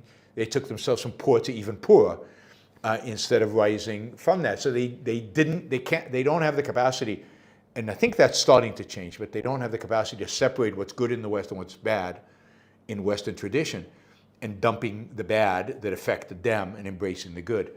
And until they do that, they're stuck in Africa. I think in Asia, I don't know. I mean, certainly anti-Semitism is rising in China. There was a period, I'd say 15 years ago, which the Chinese loved Israel and loved everything that was related to Israel. They thought the Jews were cool because the Jews were so successful, and they admired success. But I think with the rise of Chinese nationalism over the last 5, 6, 7, 8 years, I think there's been a pivot away from that. And again, collectivism and tribalism. And now you look with envy and resentment at people who are successful rather than looking as a positive. So I think there's been a shift in China because the regime in China would like that shift in order to elevate nationalism. So they don't want them admiring some foreign country. They want them completely focused on internally. And I don't know about the rest of Asia, what the situation is. All right, super chats. Paul says, are you doing any public events in Israel? No, beyond what we're doing right now. Not this time. Jonathan, sending strength to you and your family at the difficult time. Thanks, Jonathan. I appreciate that. Robert, you don't need me to tell you, but you have been missed this week. I told you they were going through withdrawal syndrome. Safe travels and all the best to you and your family. Thank you, Robert. I appreciate it. Michael, do you think many people in the Trump administration are secretly relieved the courts threw the tariffs out? Now they won't be blamed for a recession. Well, first, the tariffs have not been thrown out, right? They were thrown out by a court, but then that was reversed by the appellate court, at least for another few days as they review the case. So the tariffs are not out. The tariffs are in place. Second, Trump has been very, very careful to surround himself with people who love him as the primary thing, who support him, who think what he's doing is right. So I think a lot of people who surround Trump really do worship him and really do want whatever he wants, right, automatically. Certainly there's some people, not many, but some in the administration who would be relieved if the courts threw out the most irrational parts of Trump's agenda, including the tariffs. How many, I don't know. It's really, really hard to tell. But remember, Trump has built a little tribe around him, and they just follow the leader, and they do what the leader says. So I don't know how many in the administration are anti-tariffs. It's hard to tell. And I don't know how many of them don't want a recession if the recession can bring good, or they believe the recession can bring good, because they've been rationalizing a recession for a while now. Hopper Campbell says, is Trump evil or just stupid? I mean, you have to be very careful with the term stupid. What does stupid mean? Does stupid mean you don't have the intelligence, you don't have the capacity? I don't think that, so I think he has the capacity. He's not stupid in that sense. But there's another sense in which I use the term stupid. In the sense that you're not rational. That is, you don't use the capacity. You have the capacity, but you don't use it. You don't engage with reality, with facts. You elevate your emotions above those facts, and then you're stupid. You're stupid to reality. That is, you in a sense, can't function in the world because you're contradicting the facts of reality. You're banging up against what is real, and that is a form of stupid. Now, he's certainly evil in the sense that he's an evader. He evades reality. He's not connected to the facts of the world, and he does that on purpose. That is, he evades what is going on around him. He evades facts. He evades science. He evades knowledge. So in that sense, he's evil. He's immoral. He's not evil like a Hitler, but he's certainly evil in a sense that if in objectivism, evil and immorality is fundamentally about evasion, it's about ignoring facts of reality, then he does it on a systematic, thorough, a consistent basis, and therefore you have to say the guy's immoral. I think a lot of people do it, but if it's not systematic to their character, you wouldn't call them systematically immoral. You would say that was an immoral action. You wouldn't say they are immoral by doing it. To say somebody is immoral, it's what they're doing is either so bad and so hurtful that that it justifies that claim, or that their evasion is so all-encompassing. I think the two are the same. The evasion has to be all-encompassing. That is, the evasion has to be part of their character to say somebody is thoroughly immoral, somebody's evil. And I think with Trump it is. It's just who he is. He is a bad human being. Shazbat says this from Andor Season 2. See, that's why I didn't recognize the quote, because I've only started Season 2. Andor is a good show. If anybody hasn't watched Andor on Disney, it's a Star Wars spin-off, but I hate Star Wars, but Andor is really good.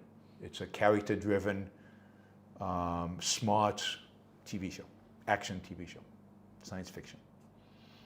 All right, Michael. Does Israel actually have a plan for Gaza? Relocating 2 million Gazans seems unrealistic. They will end up occupying Gaza for the next 50 years without re-educating the population. Do they have a plan for Gaza? I think they're part of a plan for Gaza.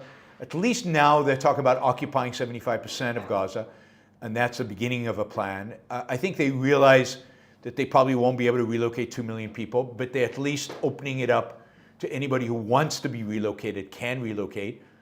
We'll see how many people take them up on it. I'm not sure that many people are going to take them up on it, partially out of fear. A lot of people are still afraid to challenge Hamas or within Gaza and to actually, take Israel up and move somewhere.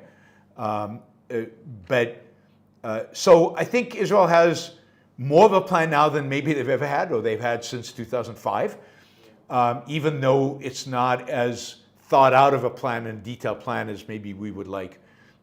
Or maybe, again, there's probably a number of plans. There are probably plans that they're talking about and plans that they're not talking about. So, what actually gets implemented, we will see. Again, Boaz wants to say something. I may add to it that this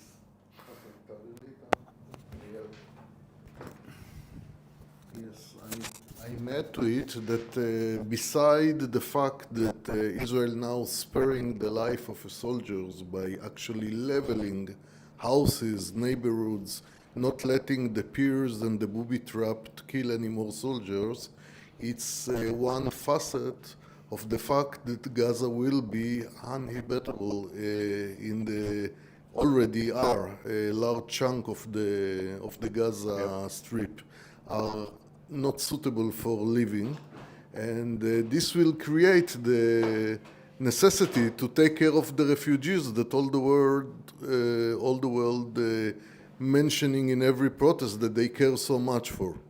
And it may open the gate for more immigration. The Gazans themselves would love to have the opportunity without the fear of Hamas retribute or kill them or the loved ones. Yep. Yeah, but Katzal. The question that was before, considering evil and stupidity, what do you think about the Hamas? Like if you take that question to the Hamas, and what do you think about the people that go and demonstrate against Israel in the same sense? So I certainly think that, first of all, anybody who's evil, by my terms, is stupid in a sense. Again, doesn't tell you about the horsepower they have. It doesn't tell you about the capabilities, but about how they use it. Hamas is certainly evil. There's no question about that. They're anti-life in many respects. They're evil, right? I mean, they're not only evil in the sense of how they deal with reality, but they're evil in the sense that they're willing to slaughter and kill and maim and be, and they're, there's different degrees of evil, and they're up there in the most evil of all evils, right? Where you really don't care about human life and you have no respect for your own life, never mind for anybody else's life. The people demonstrating, I think, are immoral. They're clearly evading. Some of them, I'd say the people who are very young. You could say that for a lot of them are ignorant and have fallen under the influence of a pretty immoral, bad professors and people. I generally have more tolerance or more leeway. I give more leeway to young people because they don't have the experience, and they don't have the knowledge, and they haven't had the time to study. And people get very excited when they're young, and they do stupid things. So, but if you're over 30 and you're pro-Hamas, then you're an evil SOB. I mean, there's no question about it. Under 30, I'm willing to give you a little bit of leeway up to a point. Yeah. Discount. What's that? A little discount, yes. I think generally. They're professors. I'll say this. They're professors are the real evil people. Right? People teaching them. Because it's not just about Jews or Israel. It's about these fundamental ideas that are destructive to human life. Destructive to human life in every dimension. All right, let's see. Hopper Campbell. What percentage of Liberation Day tariffs did the court throw out? 80%, 25%. Is the Supreme Court likely to rule on Trump's tariffs unconstitutional? Is Trump likely not to impose any new ones? I think they threw out all the Liberation Day tariffs. What they didn't throw out are the other tariffs, like steel tariffs, auto tariffs, tariffs that he's put on for national security reasons, which are completely bogus, but he's used that as an excuse. Those tariffs the courts did not touch. Trump is likely to continue to impose tariffs using other laws. So what the court ruled is that he cannot use this particular law, and I can't remember right now what the name of the law is. I'll have it ready when I do a show on this.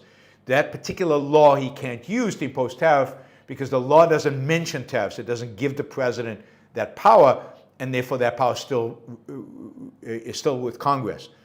But he still has the authorities that Congress has given him for other types of tariffs, for example, national security ones, which he's used broadly. And I don't know of any lawsuits relating to those tariffs.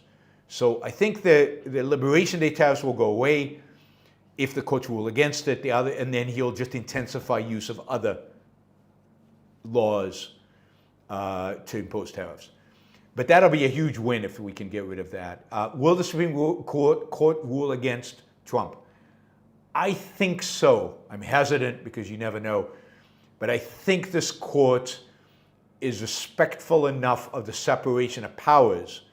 The separation of powers is quite important for this court, that they will say this is an abuse of the executive power, and they will rule his tariffs as unconstitutional based on separation of powers argument. It's the best we can hope for, I think. Piers Morgan said, this is from Drin, it is indisputable now that Israel kills thousands of innocent Palestinian children. Will Hamas be destroyed? Will it come back? So it is indisputable that Israel kills thousands of innocent Palestinian children. A lot of Palestinian children, innocent, are dying. And the message should not be, oh no, that's not happening. The message should be, every Palestinian child who dies is Hamas's fault. Hamas could end this tomorrow by surrendering or by releasing the hostages. So innocent children are dying, and they will continue to die as long as Hamas continues on its path. And denying it makes Israel look worse, and it is not an effective defense because it's evading reality. The reality is children are dying. Let's recognize that and then place the moral blame where it belongs, on Hamas. Will Hamas be destroyed? I don't know. It's closer to being destroyed now than ever in its history. Will they put the final nail in the coffin in such a way that it won't rise up again, I don't know. Islamism is very entrenched in the Muslim world right now. Even though it's taking a beating here in Iran is weak, we'll see what happens with Syria and whether Syria goes a more secular route or more Islamist route. Right now it's run by Islamists, but we'll see. And we'll see what ultimately happens in Saudi Arabia. But as long as Islamism is around and strong, some other version of Hamas will arise. But Islamism has taken a big blow recently. So as Boaz has articulated, we'll see whether Israel and whether the West has a stomach for more of it. It's still strong enough to be a threat to Europe, and I think still strong enough to be a threat in the Middle East. Liam, is it easier to split an atom than to fight man's irrationality? It's much easier to split an atom.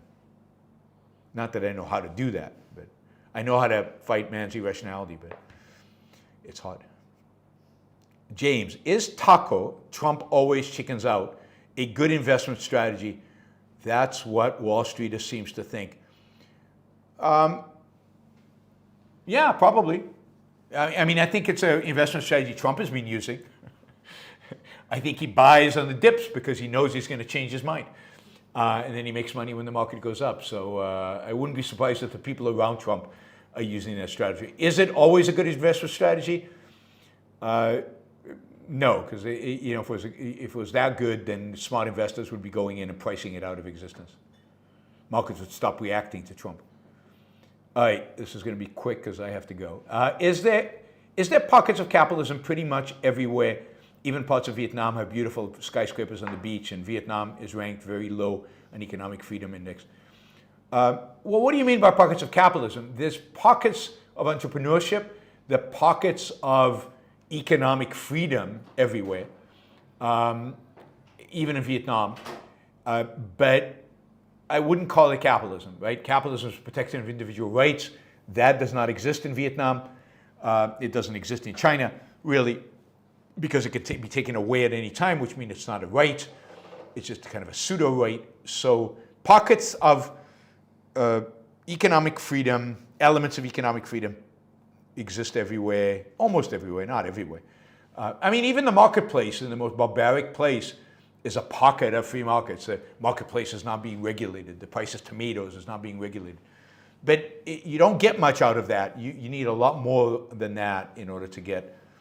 Now, it's also the case that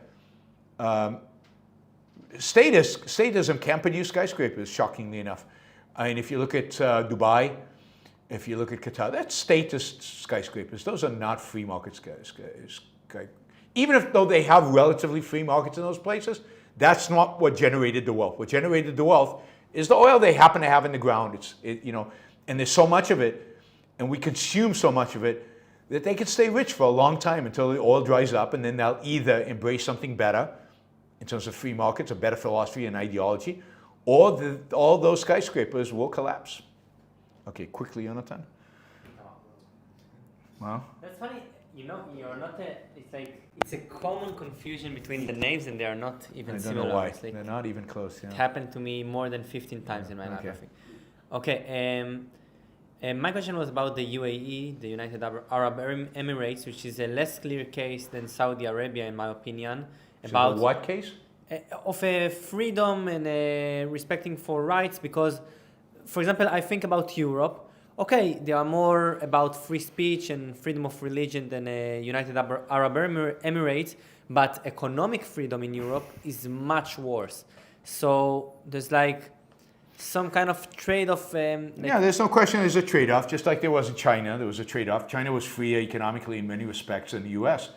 I mean, Steve Wynn, the casino guy, once said China's less regulated than America is. That's why I'm moving my businesses to China. That was 15 years ago, not today. That's the problem. The problem is, yes, for a short period of time, or for a certain period of time, UAE is going to be freer than Europe and freer than America, even economically.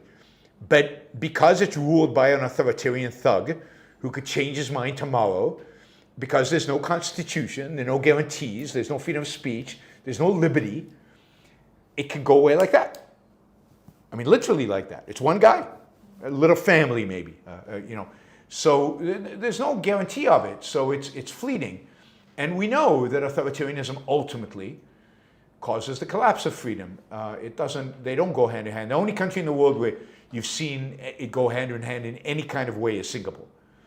And to some extent, UAE is trying to model itself after Singapore. The difference is that UAE sits in the midst of a Muslim world, which Singapore doesn't have that, right? It's basically a secular state. UAE doesn't have that. It still sits in the conflict between Shia and Sunni. It still has Islamists. It tries to fight against them right now because that's the interest of the leader. But those interests might change, or the leader might change, right? Right now, Saudi Arabia hangs by a thread. The thread is the life of MBS. Like if MBS is assassinated tomorrow, how will Saudi Arabia continue on its path of liberalization? Probably not. I mean, he had to arrest parts of his own family in order to keep things in control, right? And he's not a good guy, right? He's the guy who had that journalist chopped up in a Turkish embassy. And so he's a bad guy to begin with. So can a bad guy actually move a country towards greater freedom? I mean, Deng Xiaoping did it in China, right? But he never let go enough for it to truly be free. And I think that will happen in UAE. It'll happen in Saudi Arabia. That they will revert back. And how is it different from what will happen in Europe, in France, in Germany, in Western Europe? Well, first of all, the difference is you can fight back in France and Germany and in the rest of the world. You can fight back in the sense that you can start your own political party. You have a voice. You can write. You can speak. And you can't do that in UAE and Saudi Arabia. Once they go, they go. You can't do that in China. Once China goes, it goes, and it's heading in the wrong direction, and it's going to get worse, not better. So that's one difference. The other is that Europe has a certain cultural anchor to good ideas. They might abandon it, but it has a certain anchor to the Enlightenment. So tradition could save them, right? Sadly, it had to be that, right? The tradition in the Arab world is the exact opposite, right? So there's a sense in which they still remember the Enlightenment. The French still remember Voltaire. They might not understand what he is and what he's about, but he's in their language. What does the UAE have, right?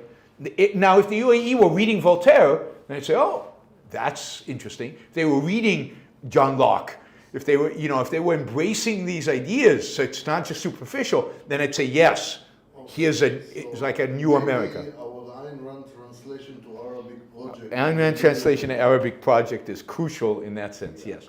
Because it is virgin territory. They don't have an ideology. They have Islam, and they've kind of maybe turning their backs on it. They look at the West, they don't want that.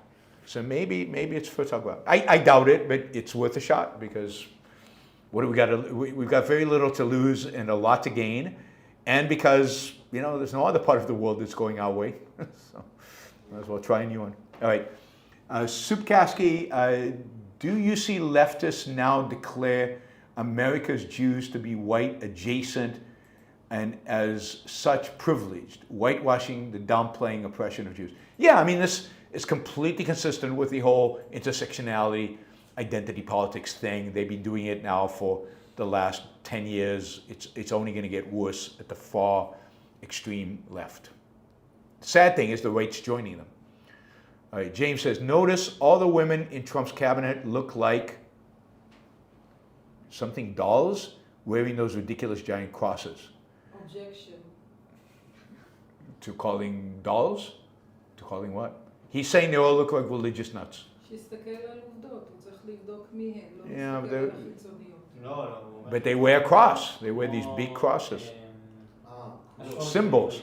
הוא יגיד את זה על הגברים ליד טראמפ? כן. כאישה אני אומרת את זה. כן, מרקו רוביו גם היה עלה עם המשוגע. Rubio is terrible, but no.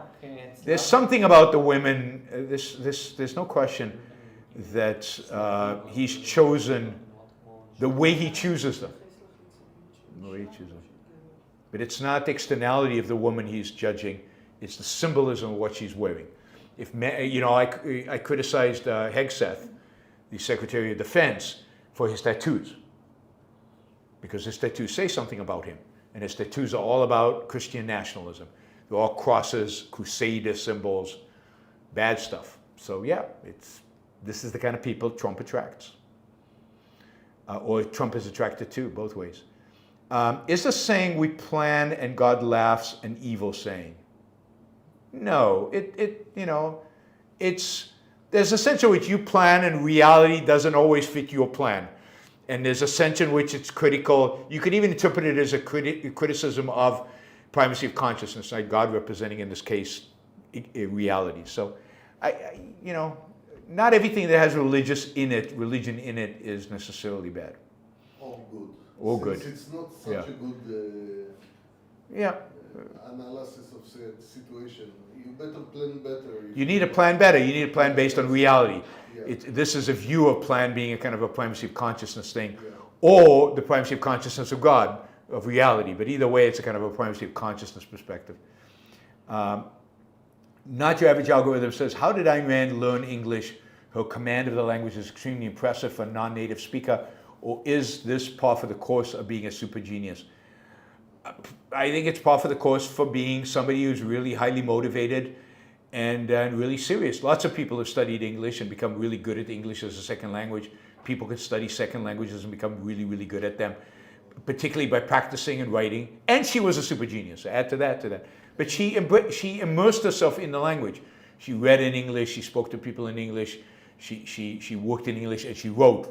So she worked extraordinarily hard to achieve it. Not Your Average Algorithm. Are logic and purpose a man's inner constitution? I don't understand the question. Logic is a tool. It's our primary tool, epistemological tool for discovering truth. Purpose is a value. It is the thing, we strive to achieve. We want to have purpose in everything we do in life. So I don't know what inner constitution even means. Remo, you should have Jonathan on to discuss art, beauty, clothing. No way. God. The day I invite anybody to discuss the virtue of three-piece suits is the day you might as well put a bullet in me. No, I have a very different philosophy of dress than Jonathan does. And you guys might disagree with mine, which is fine. But the day you see me in a three-piece suit, oh God, something terrible has happened. It will be after the bullet, Maybe after the bullet. No, even then, my wife is not allowed to put me in a three-piece suit. What's your philosophy of dress? Comfort first. And three-piece suits are never comfortable. Functionality and comfort. There you go. Functionality and comfort. And beauty is an aspect, but it's not a primary for me. It's a primary for the people I look at, women, but not for me. I'm a sexist now, so I have to be careful. For me. It's not. Other people like to dress beautifully. I have nothing against that. But you agree with Jonathan that this is beautiful? You just think it's uncomfortable? No. Okay, so that's another thing. It's more fundamental. No, there's something about a suit that's very symmetrical, and it gives it dignity. But I think a lot of that dignity comes from a cultural acceptance. A tie is a form of strangulation. I find it uncomfortable. And when I look at somebody else, my first response is, they must be really uncomfortable. And so that takes away from any aesthetic elements because, again, its functionality is the primary. So you got to find a way to be beautiful and functional and comfortable. And what that is, I leave to fashion designers, but I can't. I'll wear a tie on certain occasions, but it's rare. But I try never to. I used to wear a tie because it projected a certain dignity, it projected a certain image. But somebody taught me that once you have white hair, you don't have to do that anymore. And I think that's true. Try to think about it like. Once you've authored a book and you have white hair, you don't have to do it anymore. It's good to think about it like how a rock look on a building and decide. Yeah, I don't think you would. It should look like. Anyway, I'm not a fan of of clothing. But I was on Jonathan's show to discuss art, so you can check out our discussion on art. Let's see. Did you finish watching 1883? I was heartbroken at the end, cried like a baby. It was a beautiful show. Yes, I did finish 1883. I think it's an extraordinary show. I think it's beautifully done, and it's one of those shows. It's one of the rare modern shows that actually has heroes, and the heroes are good heroes. They're good guys. But it's significantly flawed. It has a real, a sense of life problem with it, which I will talk about when I talk about it. I want to talk more about 1883 because it's indicative of certain aspects of our culture. I encourage everybody to watch it. It is heartbreaking at the end. It's a really, really, really, sad thing at the end. But it's really beautifully done and really heroic characters, which is rare. But it's got real problems, which I'll talk about when I talk about the show. If we're speaking about the heroic characters, have you read Ender's Game? And Yes. I don't hear too many objectivists talk about it, but I'm reading it now and I think it's such a great book. Have you read it completely? Because there's a huge twist at the end. No, I still haven't finished it, Oh, and so there's like first. 4 books So you have to ahead of finish me. But there are 4 books? I don't think I read all 4. it's like 5 I books. think I only read the first one. Yeah, I liked Ender's Game, but I can't remember enough of it to tell you why I liked it. I liked it. All I remember is I liked it. Okay, Roland says, just started season 3 of Fauda. Pretty exciting. Season 3 is pretty good. Season 4, so you don't like I think Fauda. this was it's old season, Soup but casting. good for him to start watching. Don't worry, I'll give you your Nobel Prize, Yaron. Who are you? You're not going to give me any Nobel Prize. I'm never going to win a Nobel Prize. Ann M. says, it's noble that you want to relieve the stress of siblings taking care of parents, but how do you square that with seeing family as the first tribe? I don't necessarily see family as the first tribe. Family can be a first tribe, and for many people is the first tribe, and people treat family as a tribe. But what happens if you actually like your parents, love your parents? What happens if you respect the way they raised you, and you're thankful for the fact that they raised you the way that you did? They gave you a lot while you were growing up.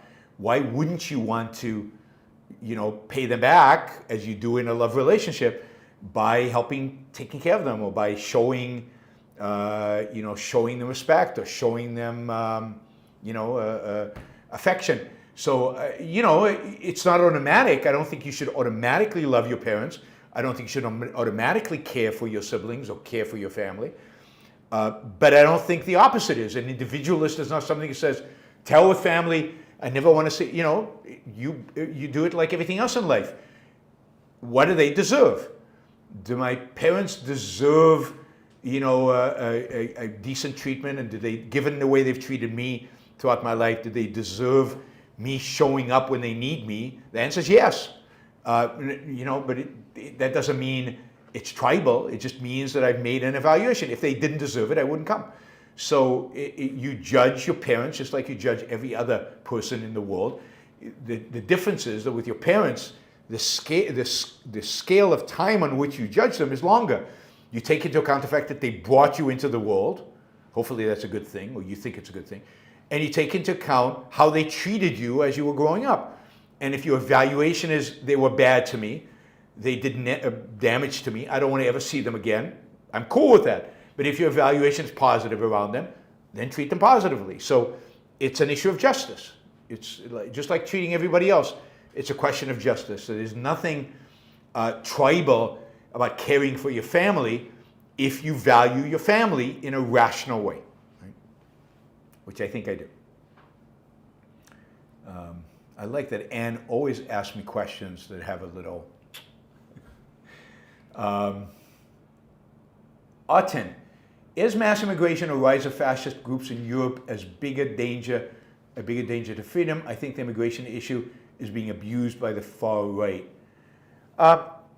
Look, they're both big issues, and I think one creates the other. It's like, what's bigger issue in America, the extreme left, extreme right? Well, they make each other possible. I don't think either one would be possible without the other. The extreme, they're each responses to each other, and I think in Europe certainly the far right is a response to the incompetent response of European countries to the mass immigration of Muslims in. I think the mass immigration of Muslims during the 2015 period was a real problem in Europe that was badly dealt with, and the far right rising is one of the many consequences Europe will suffer for that. Which is the bigger threat? You can't separate them out. They're both the same threat, and they emanate from a certain irrationality of the Europeans. All right, Subkaski says, a week without Iran is like a year without AC. Are you sweating a lot? I mean, is it really that hot? Well, I appreciate that. Thank you. I think that's a compliment. Neo, can Israel take the land they gave up from the past war from Egypt, since Hamas was using tunnels from there? No, I don't think so. It's really not worth it. I think Israel is at a strategic kind of stalemate with Egypt. Egypt doesn't have the ability, or I think the will, to attack Israel. It's not that they love Israel that much. It's just that they have there's no advantage for them for doing anything. Israel has to be aware of it. But I definitely think that at the first sign of real aggression for the Egyptians, Israel should do a 6-day war on them. But I don't think that's coming, because partially because Egypt today has U.S. weapon systems. At least I don't think any foreseeable U.S. administration would, in a sense, allow the Egyptians to use those weapons against Israel. I hope I'm right. It would be very bad if we had an administration. The same thing with Jordan. Jordan today is completely dependent on the United States. It's why it keeps its relationship with Israel. By the way, the reason Egypt and Jordan signed a peace deal with Israel, to a large extent, and keep it, to a large extent has less to do with Israel and more to do with the U.S. It's a way for them to cozy up to the U.S., get close to the U.S. Egypt, Sadat made a strategic decision to move away from the Soviet Union and move towards the West, and signing a peace deal with Israel was a piece of that. And I think while the Mubarak who followed him was less enamored with Israel, he still wanted the relationship with the United States, and therefore had to keep that deal. Boaz says, Elon failed. He cannot fix the government. I guess no one can. Also, Boaz, God, this is Boaz Galili, not the Boaz here. Boaz Galili, give me a little bit of credit. I want credit. I want some love, Boaz. I want you to actually write, Elon failed. He cannot fix the government, just as Yaron predicted. I don't deserve that. And also grade Bibi for his current actions now. What does that even mean, right? Should I grade him on his future actions? Look, he gets an F. Not because, the army's not doing good, not because they're not competent, but because, you have to judge him for the totality of what he's done, and the totality has to include October 7th. And what I think has been a very, very slow response, with all the successes, with all the amazing stuff, with all the brilliant stuff. The Mossad is amazing, the army is amazing, and thank God or whatever that Bibi said yes when they came to him and said, should we pull the trigger or not? I have a feeling other prime ministers would have said yes as well. I think at that point it was kind of a no-brainer. You never know. I mean, maybe some of them would have said no. Bibi had said no to a lot of things, including in the first few days after October 7th to going in fast. So you can't separate. There is no now. Now is already past. So, even now, it's too slow, if that is the standard. But, and the slower it is, the worse it's going to be from a perspective of how the world sees Israel and its reaction. The faster, it's like taking off a Band-Aid. It's a stupid analogy, but you got to get the pain over with quickly, because the response from the world, you're seeing it, and it's only going to get worse. And if you win quickly, they at least respect the winner. All right. I need to run. Thank you for all the super chatters. Thank you for our live audience here. Thanks for joining me. And I will see you guys on Wednesday. Sometime on Wednesday, not sure when. Bye, everybody.